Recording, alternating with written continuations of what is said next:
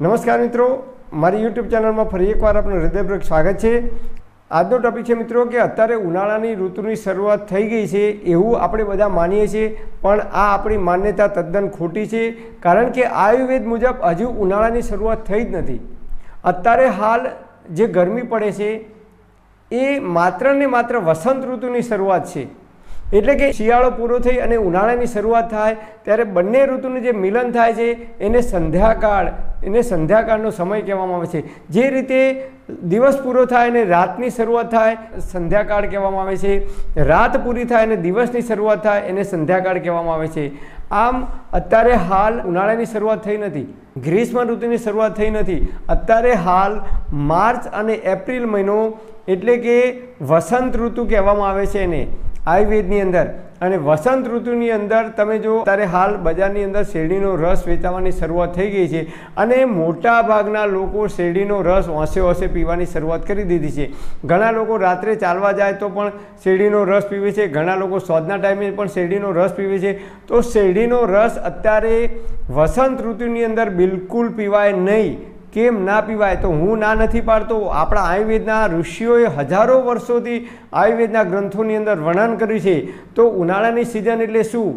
તો અત્યારે હાલ માર્ચ અને એપ્રિલ એટલે વસંત ઋતુ કહેવામાં આવે છે, અને જૂન અને જુલાઈ એટલે કે એપ્રિલ મહિના પછીની જે સિઝન આવે છે, જે ગરમી પડે છે એને ગ્રીષ્મ ઋતુ કહેવામાં આવે છે। અને એ સમય દરમિયાન તમે જો શેરડીનો રસ પીવો તો શરીર માટે સૌથી બેસ્ટ ઉત્તમ સમય છે। એની અંદર કેલ્શિયમ ભરપૂર માત્રામાં છે, પોટેશિયમ છે, મેગ્નેશિયમ છે, આવા અનેક ખનિજ તત્વોથી ભરેલો એ શેરડીનો રસ છે। બોડી માટે ખૂબ તાકાત આપે છે, એનર્જી આપે છે, ઠંડક આપે છે અને પીવો જોઈએ।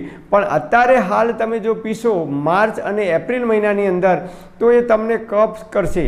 જે લોકોને કફ પ્રધાન છે, જે લોકોને વારંવાર કફ થઈ જાય છે, નાના બાળકોને પણ અત્યારે આપતા નહીં, કારણ કે નાના બાળકો છે એ કફ પ્રધાન છે।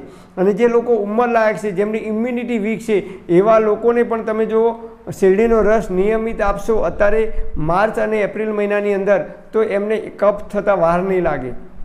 કારણ કે આયુર્વેદમાં કહે છે કે શિયાળાની ઋતુ દરમિયાન આપણા શરીરમાં જે કંઈ કફ જામ્યો હોય એ કફ ઉનાળાની શરૂઆત થાય છે, એટલે કે વસંત ઋતુની જ્યારે શરૂઆત થાય છે ત્યારે એ કફ બોડીની અંદરથી ઓગળે છે અને શરીર છે એ પ્રકૃતિના નિયમ મુજબ, બોડીના નિયમ મુજબ બોડી છે, આપણું શરીર છે એ કફને બહાર કાઢવાનો પ્રયત્ન કરે છે આ સમય દરમિયાન। અને એટલા માટે તમે જુઓ શિયાળો પૂરો થઈને ઉનાળાની શરૂઆત થાય એટલે ઘણા લોકોને શરદી થઈ જાય છે, અમુક લોકોને કફ થઈ જાય છે। જેમ શિયાળાની અંદર બરફ ઓગળતો નથી, પરંતુ ઉનાળાની શરૂઆત થાય ત્યારે એ બરફ ધીમે ધીમે ઓગળે છે। બસ એ જ રીતે આયુર્વેદમાં કહે છે કે આપણા શરીરમાં જે શિયાળાની ઋતુ દરમિયાન આપણે મેથી પાક, સાલમ પાક, અળદિયા પાક, દિવાળી પર મીઠાઈઓ ખાધી હોય, આ જે કંઈ આપણે વસ્તુઓ ખાધી હોય એમાંથી જે કફ ઉત્પન્ન થયો હોય બોડીની અંદર સંગ્રહ થાય છે અને ઉનાળાની શરૂઆત થાય છે ત્યારે એ કફ ધીમે ધીમે ઓગળે છે અને બોડી એ કફને બહાર કાઢવાનો પ્રયત્ન કરે છે। તો આપણે આ સમય દરમિયાન આયુર્વેદમાં કહે છે કે મધુર રસ, મીઠો રસ, ગળ્યો રસ ખાવાની બિલકુલ ના પાડી છે, કારણ કે એ કફ પ્રધાન છે। જે લોકો કફ પ્રકૃતિના છે એમના માટેની જ આ વાત છે। જે નાના બાળકો છે ને વારંવાર કફ થઈ જાય છે એમના માટે આ વાત લાગુ પડે છે। એવા લોકોએ અત્યારે શેરડીનો રસનું નિયમિત બિલકુલ સેવન ના કરવું જોઈએ। એપ્રિલ મહિનો પૂરો થાય પછી જ તમે આ શેરડીના રસનું સેવન કરી શકો છો।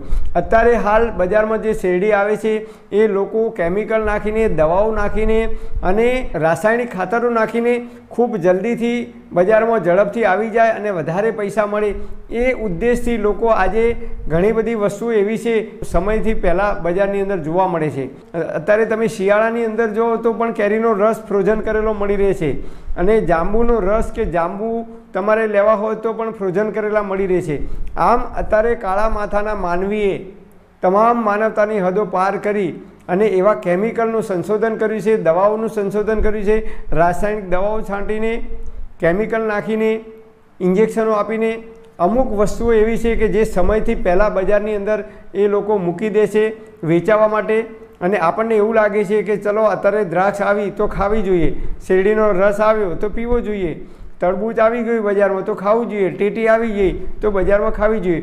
આ ચાર વસ્તુ આયુર્વેદમાં કહી છે કે માર્ચ અને એપ્રિલ મહિનામાં ના ખવાય, નહીંતર જે લોકો કફ પ્રધાન છે એમને જલ્દીથી કફ થઈ શકે છે। ગ્રીષ્મ ઋતુની અંદર તમે ગ્રીષ્મ ઋતુમાં 4 વસ્તુ ખાશો તો બોડીની અંદર એ ખૂબ ઠંડક આપનારી છે. જે લોકોને કફ થઈ જાય છે એવા લોકોએ આ 4 વસ્તુનું સેવન કરવું ના જોઈએ. પરમપિતા પરમાત્મા આપ સર્વેને તંદુરસ્ત અને નિરોગી રાખે એવી હૃદયપૂર્વક મારી પ્રાર્થના. Thanks for watching my video. Thank you.